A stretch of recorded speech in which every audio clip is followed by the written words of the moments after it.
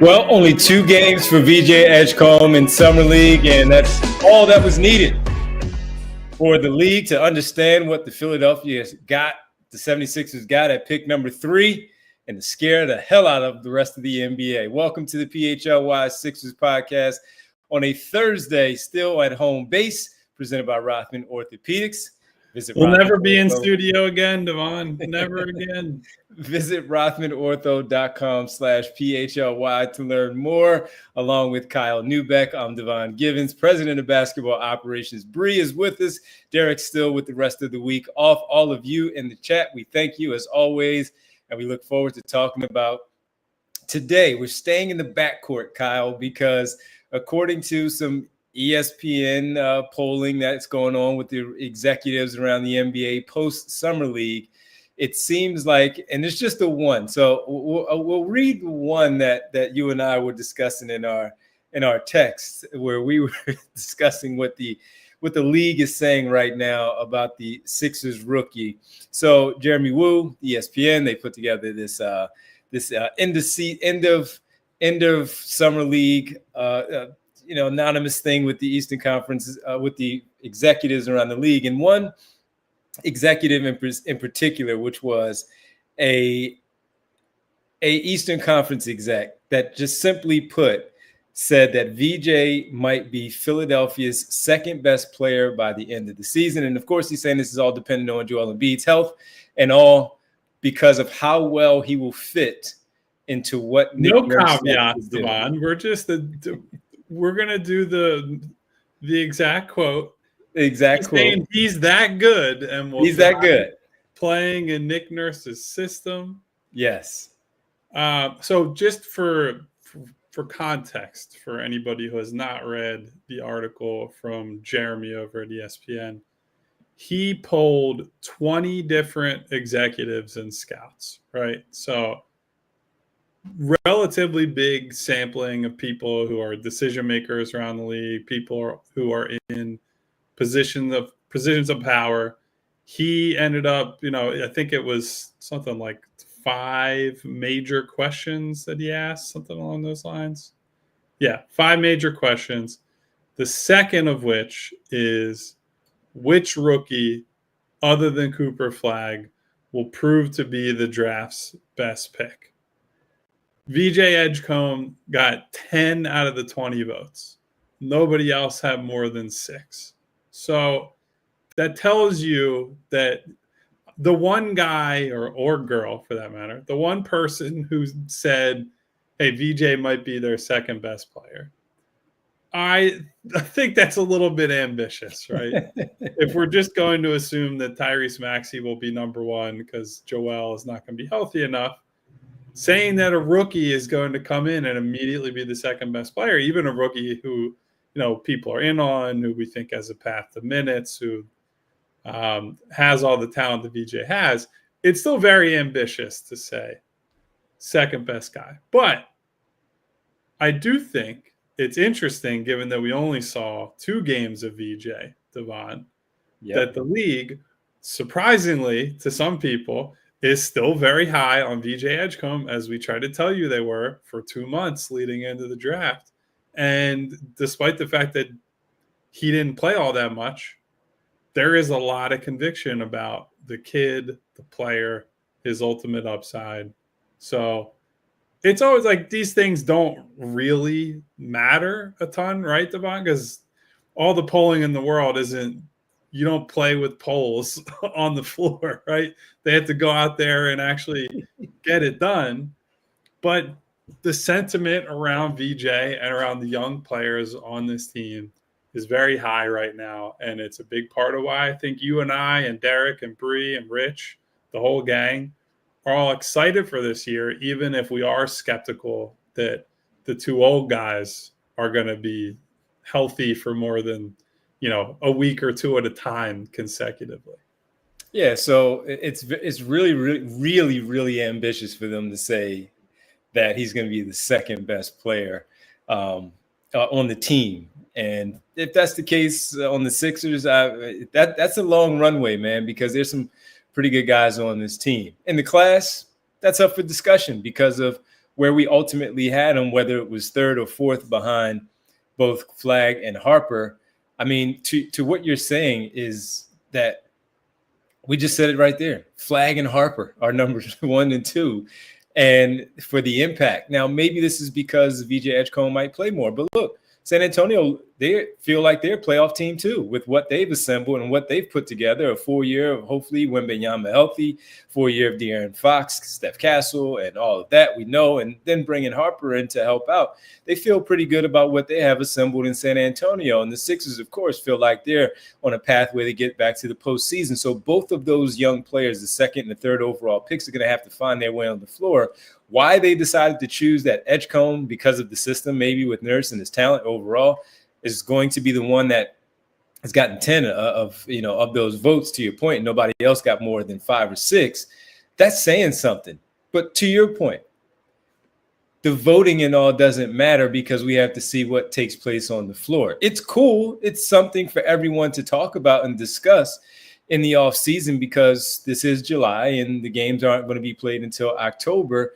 But Sixer fans do feel pretty good about what the Sixers did. A decent majority of Sixer fans feel pretty good about the selection of VJ Edgecombe. But for him to be said that highly of these anonymous general managers after everything that we saw in the Summer League, Con Knipple with the Summer League MVP, the fact that you see so many other players, Trey Johnson shining there, Jeremy Fears had a nice Summer League as well.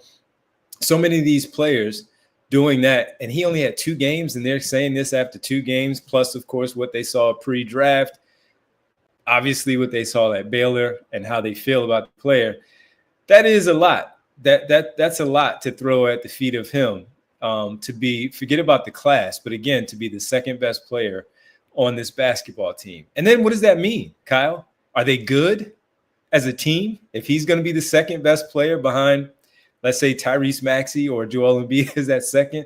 What does that say for this team? Where are they if he is going to? It probably is bad. Exactly. It's bad for right. anybody who is in the mode of, I want to see the Sixers try to win a championship this year, right? Because I think we've expressed plenty of skepticism about Joel Embiid on this show. Yes. Looking into the future.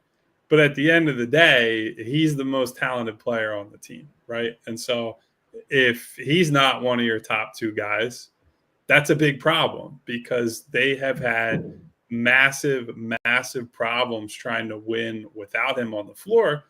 Now, there is a growing contingent of the fan base. I don't know that it's a majority, but it is a big percentage of the fan base.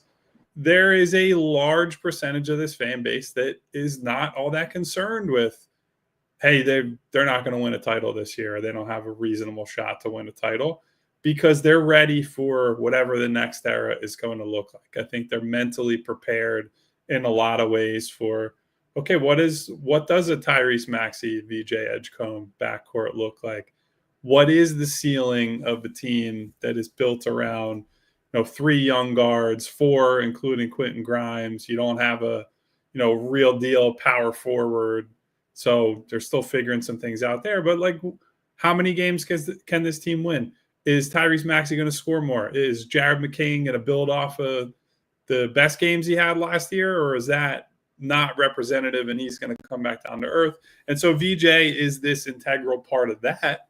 And I do think, like, when we were in the pre-draft process, Devon, because the main other name in the conversation was Ace Bailey, who I think even his supporters would say, he's more of a long-term upside bet, right? He's not someone that's coming in immediately and you're saying, oh, you can just like run the team through him, right? It's most scouts, most people around the league, and even a lot of fans are like, he's a bit more of a project and you see what happens with him.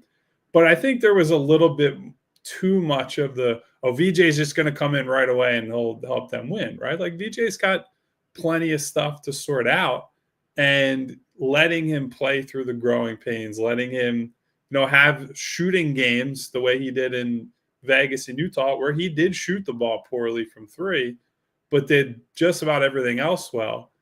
That's what you're going to have to deal with throughout the season. Of course, he's going to have games where he shoots, 3 of 6 from 3, 4 of 8 from 3, even better than 50% from 3 on some nights on good volume.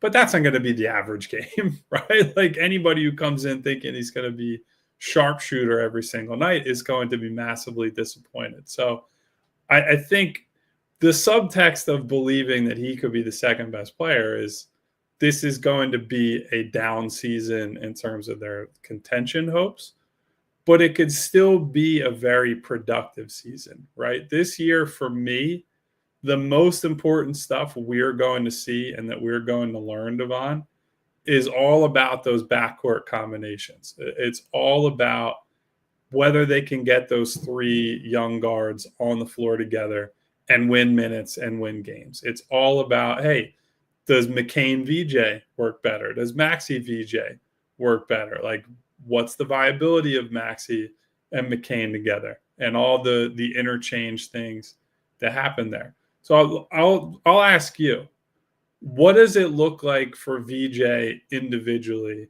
for us to live in a world where as soon as this season, doesn't have to be the first month of the year, right? I don't know. Nobody would expect that. We'd all be floored by that. But what does him being the second best player on this team look like this year, just for him individually? Like, set aside, I think we would say, hey, they're not going to win a lot of games, and it probably means people are hurt or just less effective. Yeah. But what would that season look like for him, whether it's stats, the amount of starts he's going to get? Like, how would you lay that out?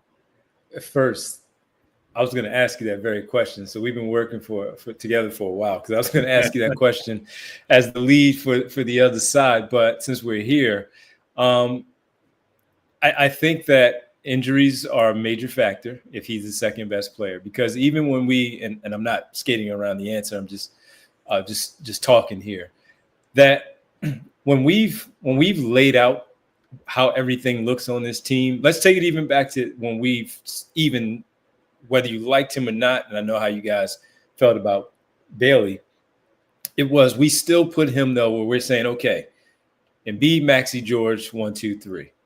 Then you have Grimes and McCain, 4, 5. No particular order with those two, just saying. Kelly Oubre thinks highly of himself and is going to be out on the floor and is going to have opportunity though. And that's 6 right there where we stopped and said, Bailey is probably going to be in front of a few of those, but he still is going to have a pecking order. And I think the same for Edgecombe because of things that need to be worked on. The ball handling needs to improve. The outside shooting does have to improve at a decent clip, where sometimes he's going to have 4 for 8, like you said. Then he's going to have 1 for 7 that we saw in Summer League. Those things are still going to happen during the regular season. It's just a matter of how the game overall plays out. Do they win the game? Is it a small point that you put in your good, bad, and ugly? That's not all that important. But hey, we acknowledge the fact that he went 1 for 7, even though they got the win and he made some plays to help out. So I think in order for him to be the second best player on the team, injuries play a major factor. With any combination of the 3 of the stars, and then him just simply having a fantastic season where he does jump over Jared McCain. He jumps over Quentin Grimes as well, because what we saw from Grimes, he was clearly the best player on the floor when everybody else left. What does that look like if Grimes is healthy and he's in that role again? Is it now VJ Edgecombe's role in that similar role? Where's Jared McCain fall in this? All of that. So I think injuries play a big part of that. And his numbers, he's just going to have the ball in his hands with the starts, to your point, where the volume is crazy. The usage is nuts of him being able to go out there, make mistakes, score baskets, feeling comfortable after a while, like we saw with some of the other rookies last season in Edwards and Bona, where they just got comfortable. And by default, he is the second best player on the floor. In no world do I look at him right now, and there's no disrespect to VJ Edgecombe, because I just think that the other guys right now are more talented than him as veterans in this league. And even Jared McCain, because I saw 23 games already. I saw what that looks like. I haven't seen what it looks like with VJ Edgecombe. I think that in order for him to be that high on this list, too many things have to go wrong for him to do that. Now, if we're talking next year, the year after, let's talk then. I just think too many things have to go wrong in order for him to be the second best player on this basketball team. And that's not a winning record. Yeah, and so anybody who's coming in late, let's just be clear. This was we're going off of a quote from an executive in a story at ESPN. This is not Devon and I just wish casting VJ into being the second best player on this team. No. Here's what I would say, Devon, on the injury stuff. And again, as people walk in, that's not me destroying him. That's just saying let's have the expectations.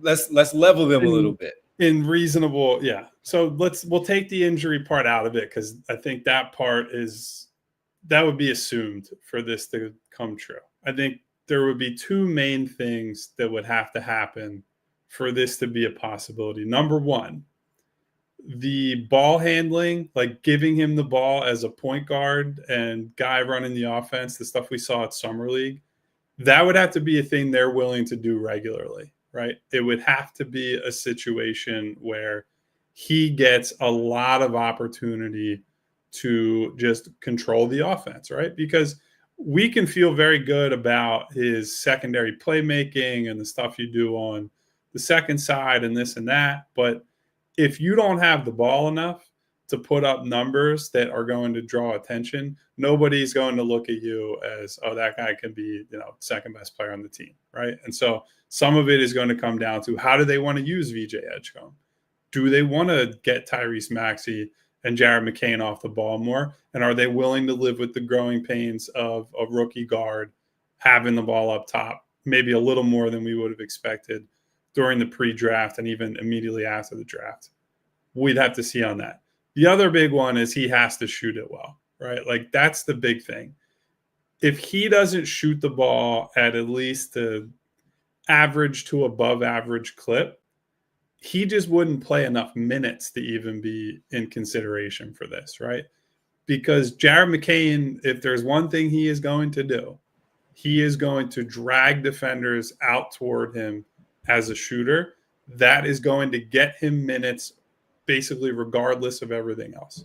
Maxey is, as we've said many times, he's the tent pole guy, right? He's the one who's guaranteed getting, whether it's 32, 34, 36, he's going to be the guard who leads them all in minutes, who gets the most volume, the most usage, all of that. And so the other guys are going to have to prove that they can succeed off ball. And while I feel very good about VJ's instincts off ball, about his ability to attack closeouts, to, on the second side, play out of dribble handoffs and different things, if he ultimately doesn't shoot that well, he will lose opportunities to Quentin Grimes and to Jared McCain, or in a lot of cases in closing time spots, to like actual wings, right? It's going to be tough to beat out veteran wings, even if it is a Kelly Oubre, if you're not rolling like that, right? Because the coach is going to say, there's a pecking order. You have to prove yourself. And the easiest way to say, yeah, you're not ready yet is you're not shooting the ball well enough, which is not to say Kelly Oubre is a sharpshooter, right? That's one of the biggest issues he has as a player, and it had a big impact on last year's team. I just think for VJ to be able to break through in that way, in a significant way early on, the shot's got to be there. So I feel better about, of those two things, the shot, because I think the types of shots he'll get playing with the rest of these guys will be cleaner than the looks he's getting at Summer League. I'm much more skeptical that he'll get the on-ball reps where we can look at him as that type or that tier of player within this team next year. But certainly long-term, that would be the hope. What's the – and I have a question based on what the executives said and what the polling overall says of all the execs. We'll do that on the other side. But I'll ask you this because I was looking at some of the things that Theo was saying in the chat as well.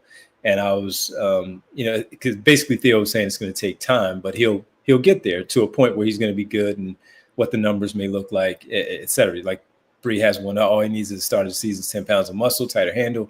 Everything else will improve in time. And Theo was also saying, I don't think he breaks 30 this year, but that won't dictate his performance. I'm checking out the assists and the rebound. So I remember when we had Scott Drew on as coach, at Baylor, and Scott Drew said to us that he's going to have a stat line of like 8, 3, and 3, but he's going to have his fingerprints all over the game. 100%. If he's the second best player on the roster by the year's end, what's that stat line look like? Right? Because you're thinking points, obviously the assist and the rebound, and we said losses. But if he's the second best player, what does that even look like in terms of numbers and how he's impacting the game? I asked Theo at the end, what does it look like at the end of the year? Theo responded and says 20 to 22 minutes, 13, 6, and 4 with 1.5 steals, 1.2 blocks. That's a pretty darn good rookie season. But I don't know if that's number 2 best player on the floor. Or maybe it is. Where he's you never know. Exactly right. The other thing, Devon, that is it makes it harder for these conversations because it's just discussed differently. But what does the defense look like compared to the rest of these guys, right? Because if he puts up that stat line that you and Theo are talking about, right? But also is a very noticeable impact guy defensively. And I will say, I've said many times, I'm lower on him, not a ton lower, but lower on him defensively early on than some people. And I also just rookies, even very good rookies, defensively, they got to deal with a lot. It's a learning process, right? It's a different speed, different type of athleticism. The game plans are more detail oriented. They're just like the scouts are tougher because everyone knows what you're doing every night. Like there's just a level of detail that he won't be prepared for, and he shouldn't be prepared for, right? He's coming in as a teenage rookie. You have to figure some stuff out. I get it. There's nothing wrong with that. But if he comes in and he's immediately a defensive playmaker, and I do think he can be a playmaker even if some of the one-on-one, stuff is not where you want it to be in the short term, or even if there's, he's gambling a little too much and gets beat backdoor on some stuff, whatever. He's the type of player that because he can then turn those turnovers into highlights and into big plays on the other end, right? This is a kid who he gets a steal and all of a sudden, a few seconds later, it's a lob at the rim. It's getting fouled, or he'll make the right read in transition. He hits a drop off to somebody for a dunk of their own, hits Tyrese Maxey for a 3 on the wing, whatever it is. Like that stuff will leap off the page as well. And that will certainly help amongst the people who care about defense. There just aren't always tons of them, right? A lot of times it comes down to how many points are you scoring, my guy? So I think until he hits a certain point threshold, that stuff will probably not be beloved, at least nationally, as much. But for the people around here who are watching this team day in and day out, it'll make it easy to appreciate him starting from basically game one, I think. All right, we'll continue to talk about this on the other side of ESPN's story, where execs were polled post Summer League about how they feel about these young guys, and VJ Edgecombe's getting high praise from the NBA execs. We'll talk more about it on the other side, what it means for the Sixers, what it means for VJ Edgecombe. When we get back right here on the Thursday, it's the PHLY Sixers podcast presented by Rothman Orthopedics. And guys, it's inevitable. If we're talking about VJ, that means we got to talk about Ace. But in this case, it's Ace Hardware Home Services, where whenever they get ready for the next job, they remember what to bring. They bring experience. Their local plumbers and techs handle everything from repairs and seasonal maintenance to installations and upgrades. They bring understanding. They listen to your goals. The job isn't completed until you are satisfied with the job that has been done. They also bring helpful to your home, so you can spend more of your time on the projects that really matter. You get free estimates on equipment installation and replacement, and Ace brings you trusted advisors and options that are best suited for your home and budget. It's service you can trust, and your satisfaction is guaranteed. Plus, their teams are local at Ace Hardware Home Services, which is really important, right? There are many things. You want it to be affordable. You want it to be quick on your time, all this stuff. But knowing people are a short stop, a short walk, a short drive away. So if you have more issues, you have questions, someone can be there to attend to the problem immediately. Very, very underrated part of this process. And that's why we love our people at Ace Harbor Home Services. Visit Ace Harbor Home Services online at aceharborhomeservices.com and get started on your next project.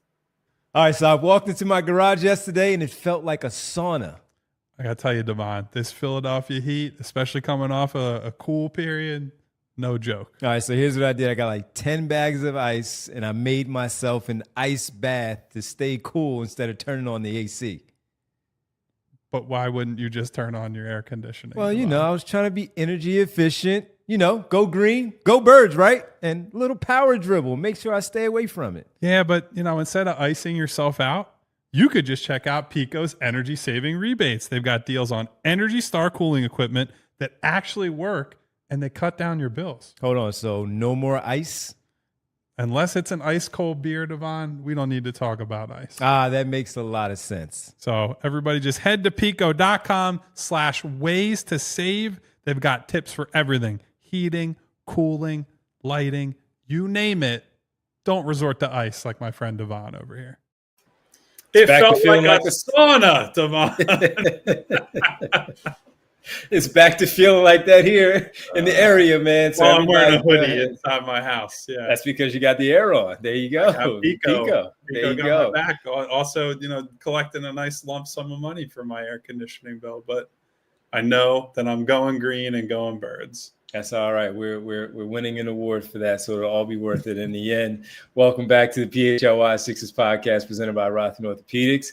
We got to tell you about our sale, everybody, that's going on. Training camp is underway.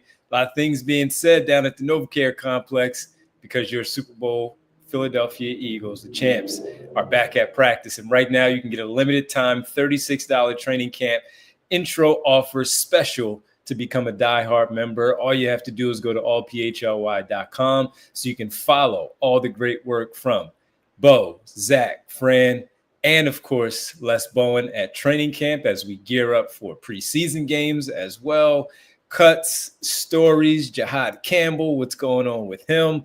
How about Cooper DeJean being lined up all over the defense and what that looks like? Who's going to be the second linebacker with Nakobe Dean out? Updates all over the place at allphly.com, but you must be a diehard member. Sign up so you can join the team, join the community to get all the latest on the Philadelphia Eagles. And you can check out the Sixers content with Kyle and Derek as they write their great stories. You can check out all the great newsletter things that has been written and will continue to be written by Rich Hoffman because he's the best in the business.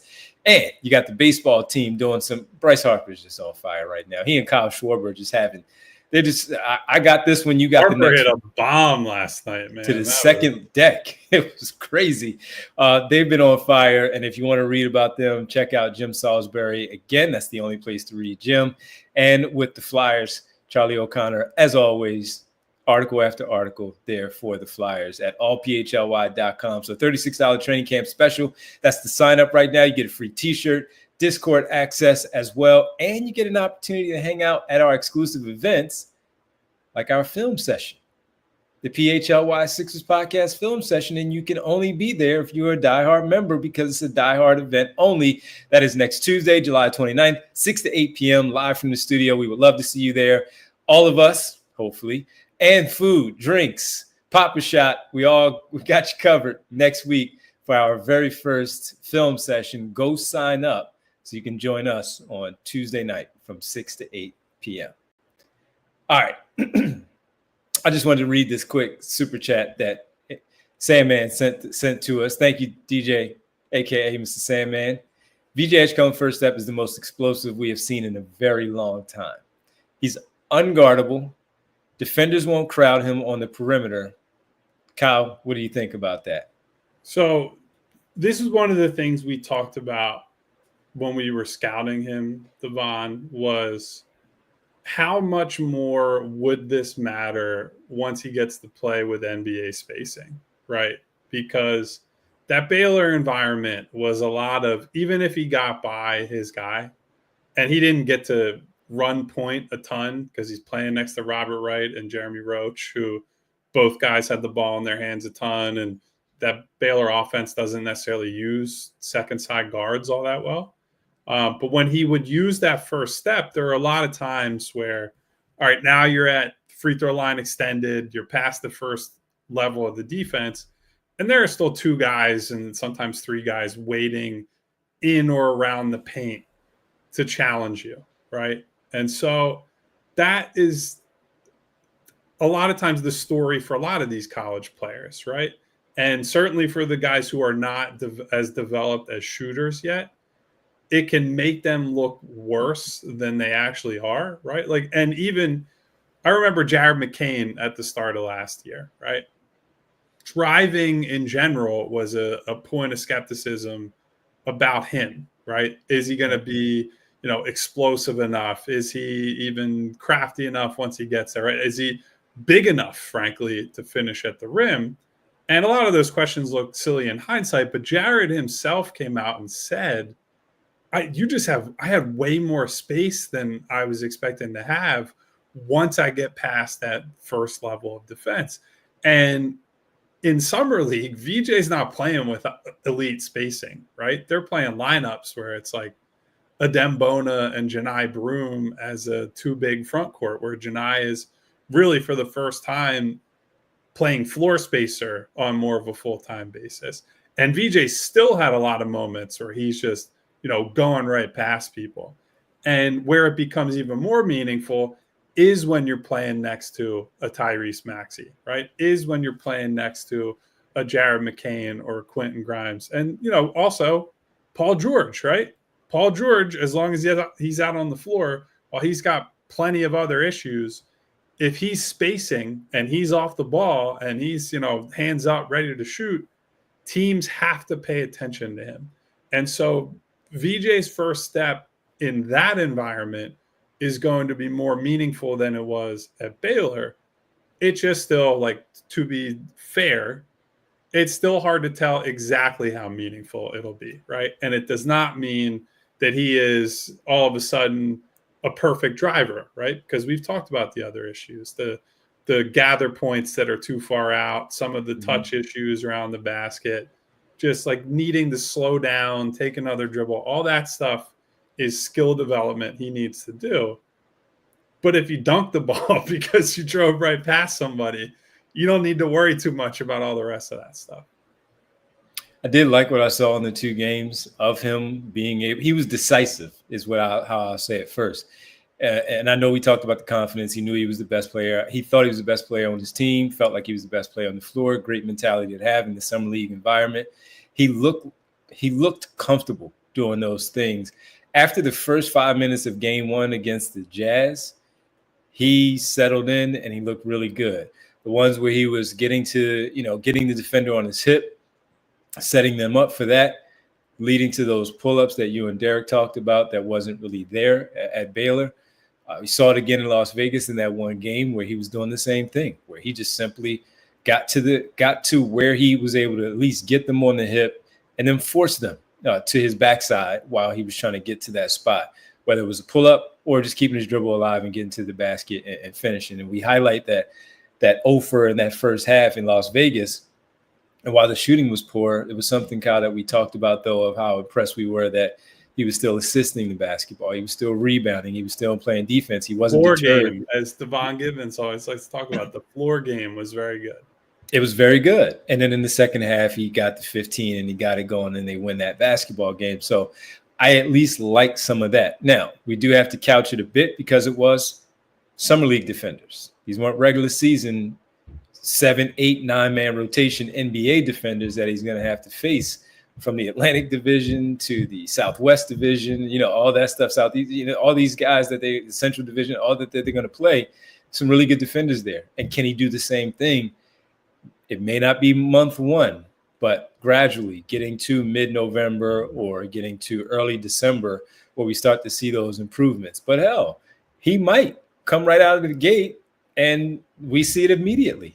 And we're like, okay, he really does feel confident in his ability to handle the basketball after a training camp and some preseason games against the Knicks, where he's going to play those guys at least once, a couple of possessions out there against them, see what it looks like, and see how it plays out. So that's where we do have to, again, temper it a little bit, because summer league defenders, they're going after, because a lot of those players are not certain to be on an NBA roster or to be on a G League roster. They may have to go elsewhere. But so they were fighting, but he was just head and shoulders above so many of them when he was on the floor, that he was able to do the things that we're talking about here that were successful when we saw that at Summer League. Can he do it against the big teams? That's going to be the question early on. Eventually he'll get to it, I'm pretty sure. And so here's another thing that I've been chewing on, Devon, and it's too early to make any kind of read on how they'll use him or even how they should use him. My read, and one of the things that I do think is a fair question of the pick and how this is all going to play out, is I do think, based on, if you go back to what his role was and how he succeeded with the Bahamas, why he struggled at times at Baylor, what he did well and what he was asked to do in Summer League, I do wonder if the right way to maximize VJ will ultimately be the right way to maximize this team. What I mean by that is I do think increasingly it's becoming clear, like, he probably needs the ball in his hands more, right? Like, you need to give him these opportunities at the point of attack to not just, use the first step and drive, but also to play make, right? To make reads from the middle of the floor and, take advantage of, if defenses collapse, you feel good about what he's going to do there. And also because off ball, he's going to be a streaky player. Like, he's a guy who, even if he hits a high-end shooting outcome, he's not going to be a Trey Johnson type shooter, right? A guy who's going to threaten to shoot 40% from three or better, depending on the shot diet.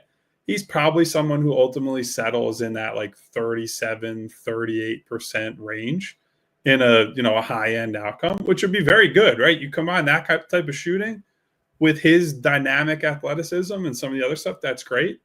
But I wonder if early on, if you're trying to maximize him, it will come at the cost of, like, I don't know that this is as good for the team as it needs to be right away. And, how willing is, for example, Nick Nurse, who I think we all believe is under the microscope this year after last year and all the pressure that's on the team, is he willing to live with, the ups and downs you're going to go through of putting the ball in a rookie's hands to some extent at the expense of Maxey, McCain, and Grimes, guys who, McCain only a little bit more proven, but all these guys are more proven in some cases by orders of magnitude than Edgecombe. How do you balance that? And how much do you want to play through him and try to develop him as something closer to a point guard? I don't know the answer to that yet. And I think they're probably going to go through multiple iterations of that even this season, right? What we see in October and November probably won't be what we see in December and January. And so it's a tight line to walk. I would not want to be in that position as a coach while also being like, if you're a first year guy and you can come in and, hey, this is just my new fun rookie and I'm going to throw stuff at the wall and see what happens, that's great. I don't think Nick Nurse has a lot of luxury to be like, yeah, we're going to spend the first 2 months of the year seeing if this kid can run point and move Tyrese Maxey off the ball, right? That's not something that you probably have the ability to do without feeling some real heat for your job. So I think that is something that I'm going to keep a close eye on, because it's not just about the skills and the players. It's about some of the existential stuff creeping in and people worrying about, how does this impact my job? I think it'll be a really interesting thing to watch play out. Absolutely. Music Lover 31 in the chat says that I'm also raving about Edgecombe after the summer. I was an Edgecombe skeptic, but he showed an ability to create his own shot that we didn't see at Baylor. So winning over some, of the locals that, of course, have a vested interest in their basketball team and especially their draft pick at pick number 3. When we come back, I'll throw the other thing I wanted to ask Kyle about the execs and what they had to say, and all of you. We'll finish it up on the other side right here on the PHLY Sixers podcast presented by our presenting sponsor, Rothman Orthopedics. Yes, and Rothman, they have you covered for this summer. Whether you're biking by the school pool, chasing your kids through the sprinkler, or finally tackling that hiking trail, it's tough when your body doesn't cooperate. Maybe you sprain your ankle while walking on that trail on some rock or something, or maybe when you were running, you kind of, banged your knee a little bit, and it's just the pain just won't go away. It's discomfort that is just annoying at this point. And I get it.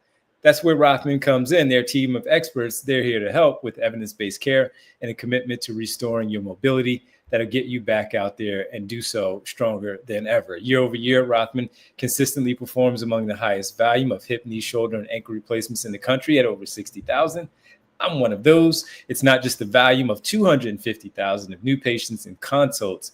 That's Rothman, and Rothman is most proud of. But instead, it's not just that. It's their commitment to improving each of those patients' lives through their service and care. And for more than 50 years, Rothman has participated in thousands of groundbreaking research and clinical trials with the goal of advancing knowledge, developing treatments, and improving outcomes for the benefit of their patients. If pain is slowing you down this season, take that first step. Head to rothmanortho.com/PHLY and learn more, and then schedule your appointment today. Rothman Orthopedics, your mobility, your summer, their mission. And guys, once you're feeling mobile, then you got to start thinking about your money, right? How can I take advantage of the work I put in, all that? Monarch Money has you covered because your finances can be messy. They can be confusing. Monarch Money acts like your personal CFO. You get full visibility and control so you can stop earning and start growing. It's more than your average budgeting app. Monarch Money is a complete financial command center for accounts, investments, and goals.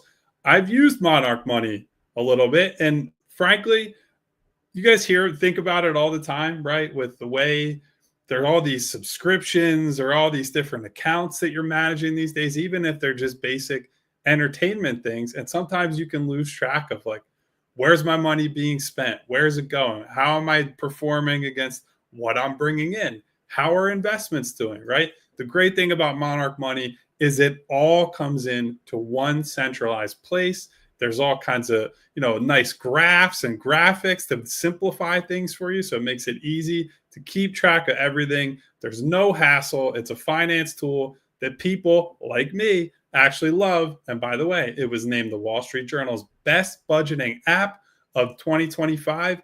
There are a lot of them. So to be the best, you got to be pretty dang good. There have been 30,000 5-star reviews for Monarch Money. Why don't you try it out, and you can add, maybe you'll be 30,001, or maybe you'll be 40,000. Who knows by the time this ad is over? So get control of your overall finances with Monarch Money. Use the code PHLY at monarchmoney.com in your browser for half off of your first year, 50% off of your first year at monarchmoney.com with the code PHLY. Welcome back. PHLY Sixers podcast presented by Rothman Orthopedics. Visit rothmanortho.com/PHLY to learn more.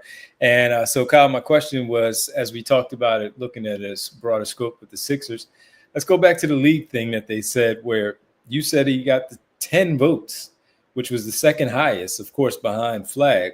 Well, so he got the most for the most. It's essentially the best they took Cooper Flagg out of it and said, who's the best pick? He got 10 votes. So more than Dylan Harper, more than anybody. Dylan Harper, it seems, was the only guy who got more than one vote who's not named. So that says a lot, right? It says a lot, and that was how people think of VJ. And that was my question. That they think so highly of him that the number 2 pick, who we were raving about, the rest of the league did, Spurs did. They picked him second.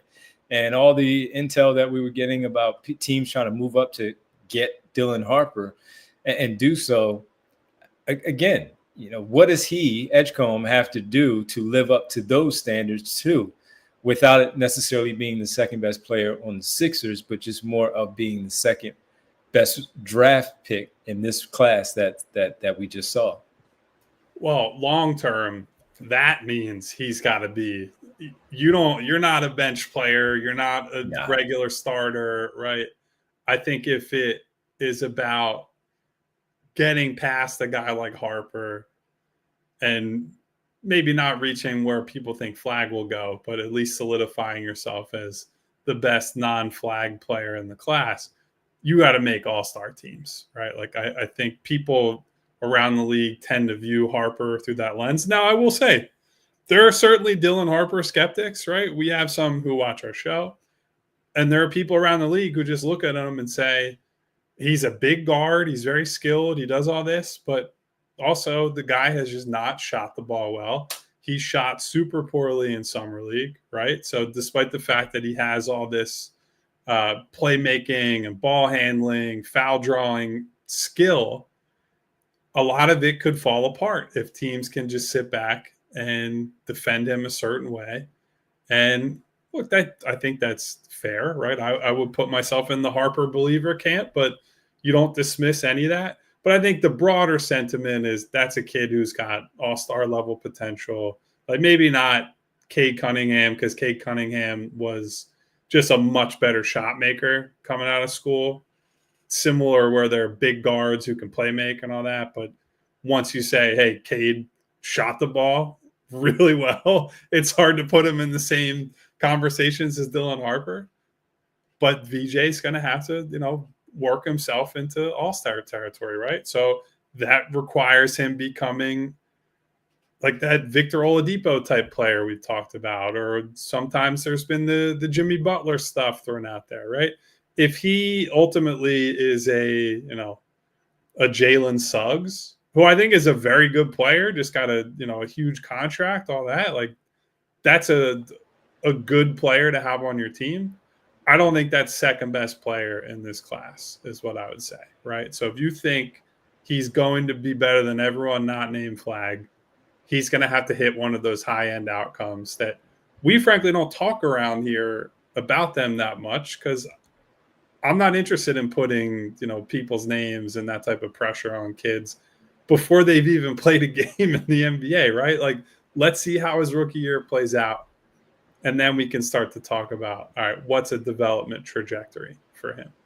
Yeah, in order for him to do that, I mean, we're really talking about the names that his head coach laid at us when he joined us on that trajectory of Dwayne Wade and Russell Westbrook and some of the other names that we've seen, even Oladipo. I mean, he was a multi-time All-Star. It was the face of the franchise in Indiana for a while before the injuries started to take over. So in order for him to get to that spot, man, he really has to just wow everybody and put all of that together. Maybe get to about 6'6" in his frame. He's already at 6'5" with the shoes on, gets to about 6'6", and just goes out there and is like a two-way terror for how he plays the game, both offensively and defensively. So if that's the outcome, and he's a Sixer during that outcome, then they really hit on this pick and at selection number 3. But we got to see it first, got to see how it all plays out. But that's asking a lot for him to be the second best guy, especially, again, when you're looking at Dylan Harper and the things that we feel about some of the other players that are in this class, from Trey Johnson to Knipple and some of the others, that's really damn good for VJ Edgecombe, if that is in fact the outcome for him, to be that type of player, second best all time.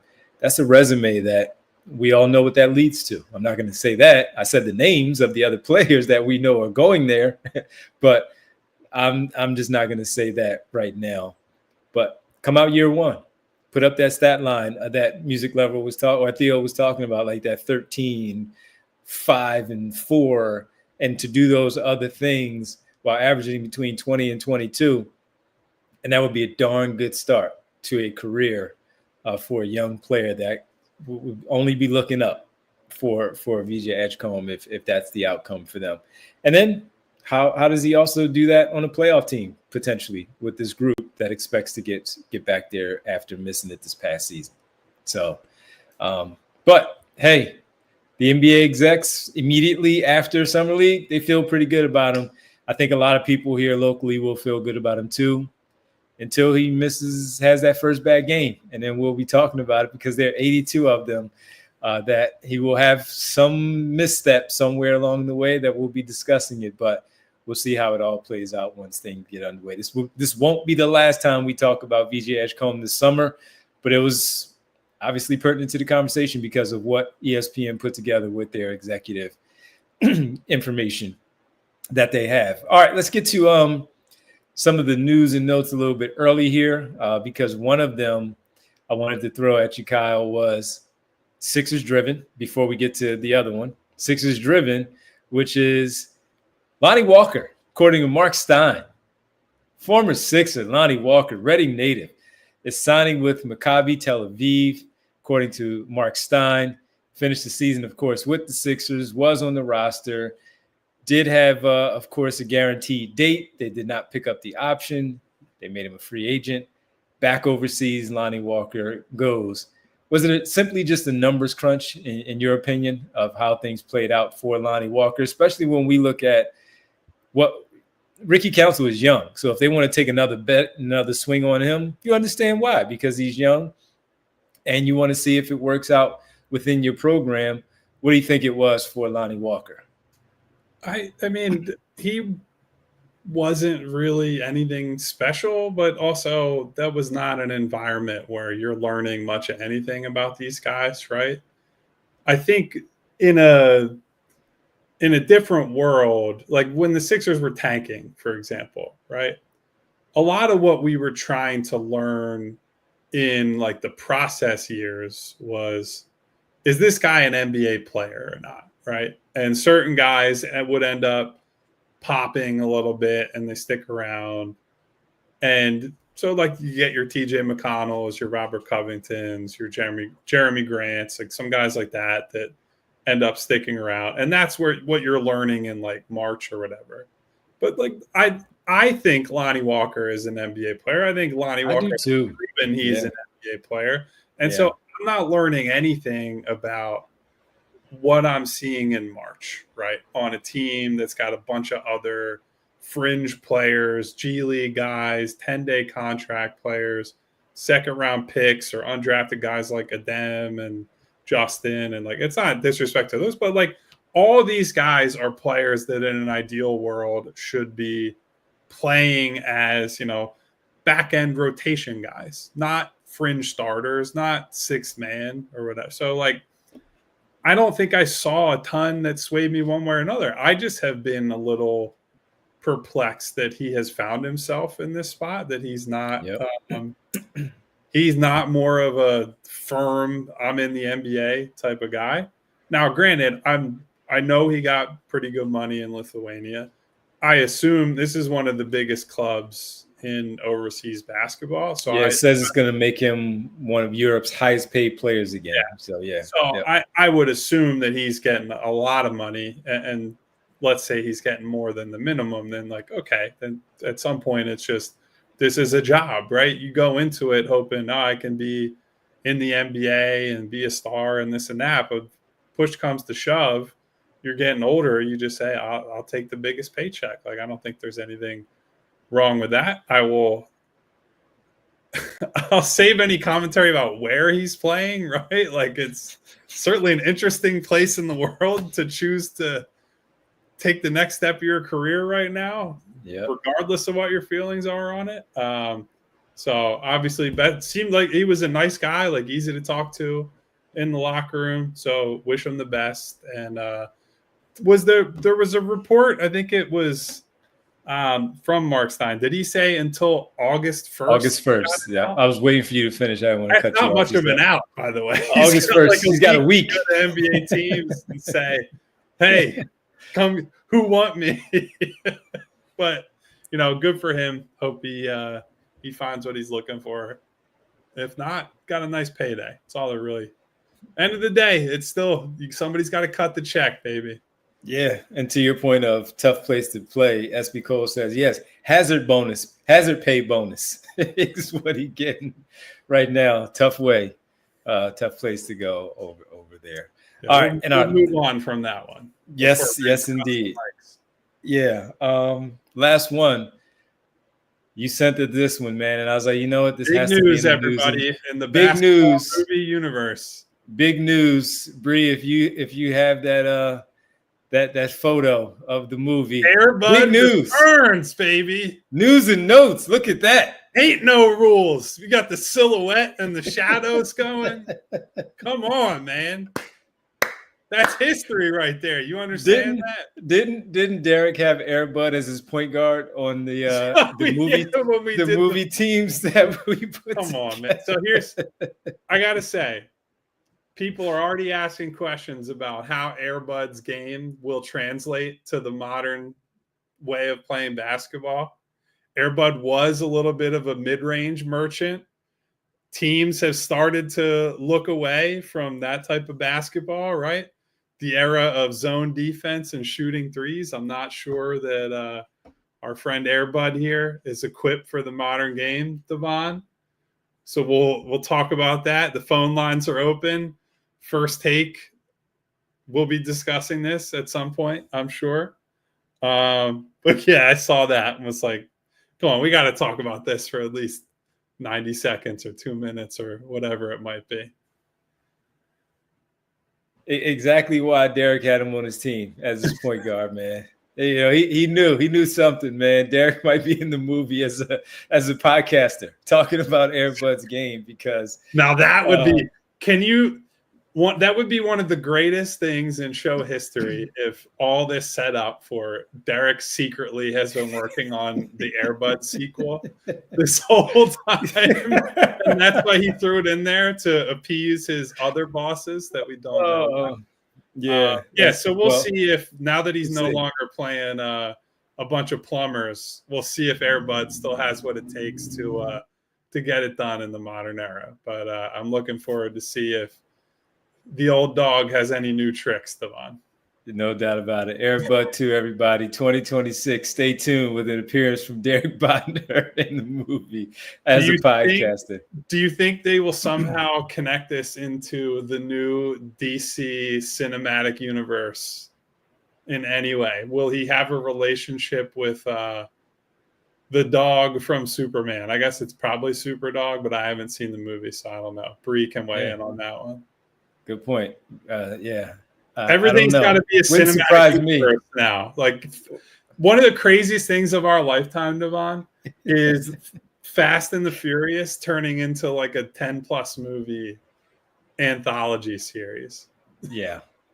And Bree says, shaking my head because of that dog in the movie, Superman movie. So, versus and Theo says it too, Airbud versus Crypto. Okay, hold on, the dog's named Crypto? That's what Bree said, and so did Theo. Yes, Crypto. All right, if you get Crypto on Airbud's team, they got a shot to do something. Maybe that's a conference finals team. Conference finals team. Good stuff. That is fantastic. Airbud is back, everybody. 2026. I guess we'll be doing a show about that one. And maybe we'll do a mini pod tomorrow, Devon, on the best all-dog basketball team. Damn, I got to think about that one.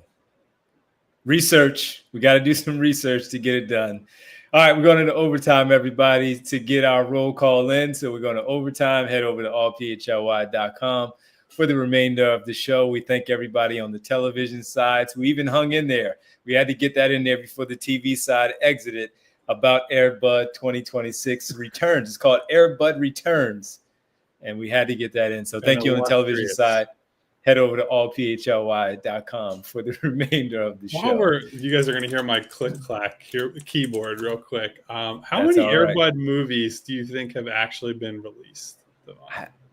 So some spinoffs that weren't the real ones, I would say a total of 3. Oh my, wow, there are way more than I thought. Is that right? You ready to run down the list? Oh gosh. You gotta start with the first one. All right, go ahead. Airbud Golden Receiver. Come on, man. Which that's the initial sequel, right? Those are the only 2 so far that have been like movie theater Sure. They have Releases. a big release.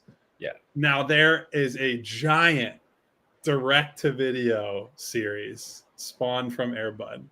There's Air Bud World Pup, Air Bud 7th Inning Fetch, Air Bud Spikes Back. I assume that's a volleyball movie. So it is, corny. and that has one of the greatest covers or movie posters I think I've ever seen. There's so also a separate Air Buddies series, which I believe might be like puppies that came from Air Bud. So there's Air Buddies, Snow Buddies, Space Buddies, Snow Buddies, Santa Buddies, Spooky Buddies, Treasure Buddies, and Super Buddies.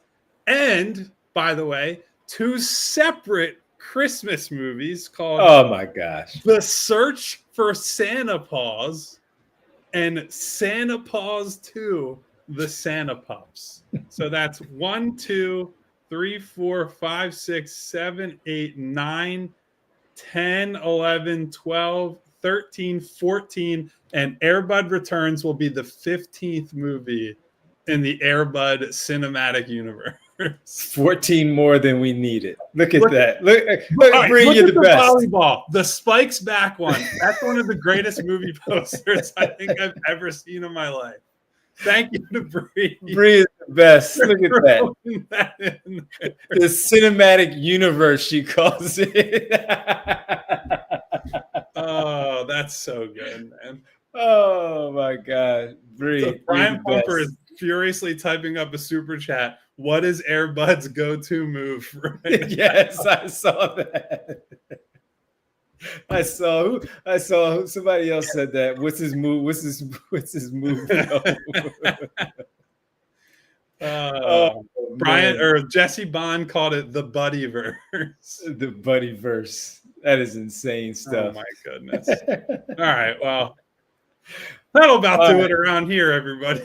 That means let's get to the world famous roll call, and especially the universe from the Air Bud movie. Oh my goodness! So thank you everybody for humoring our nonsense as always. Plenty of non-nonsense, but also good stuff, Bree. That was we dope. just talked for 10 minutes about Air Bud anthology. So oh man, thank you to my girl Winona, to Theo, Nona. to Rick Morse. What up, Theo? Go get him, Rick. Yes, with the Purple Heart. She's got the Purple Heart. Jesse Bond, Brian Knight, DJ, a.k.a. Mr. Sandman, who had a super chat earlier. And we thank you for that. Bring me a who drink. said, if Air Bud can't use the toilet instead of pooping outdoors, I'm not impressed. So, DJ, a.k.a. Mr. Sandman, has weighed in. Headfa, thank you, Headfa, for stopping through. Eugene Ross, Sean Ford, Maxey 10. What up, Gene, for ditching that meeting, that work meeting? Good work by you. Good work. Dave P. Thank you to Dave. I saw Duck Holiday in here earlier. What up, Duck? Music Lover 31 hanging out with us. Lee Nguyen. What up, Lee? The Pump Man, who came in with, I believe, one comment, says, I call cap on that title. Well, go talk to Jeremy Wu, my friend. He's the one linking up with executives, scouts, and can't confirm or deny whether he linked up with Air Bud. What up, Pump? DC Marley, Greeny Green. Oh, short roll call today, everybody. I'll shout out all the rest of my people who are normally here. I love you all. Mom's in there. Hey, Mom. Mom's grandchildren. What's up to Mom? As always, Smy Guy. Did we see Derek in the chat today? I don't know if I saw Derek. I hope Derek's enjoying some vacation. So he is enjoying some vacation. Also, Will came in very early and was like, damn it, I wanted to be first comment. So shout out to Will. You get to be last roll call. Thank you, everybody, for being here. Please hit the subscribe button, hit the bell icon so you get notifications each and every time we go live. And hit the thumbs up button for the #1 super producer in all the land, our president of basketball operations, Bree, who on the spot either made or found a graphic of the Air Bud cinematic universe to throw onto the show. That's part of why she's here. It's not all of why she's here. The universe is killing me. So hit the thumbs up and say thank you to Bree and to help us out a little bit. Until then, we'll see you tomorrow at 3 o'clock And that'll be the last show of the week, Monday through Friday, 3 p.m. each and every day. We are here. We hope to see you. Goodbye. See ya. We all silly like the man.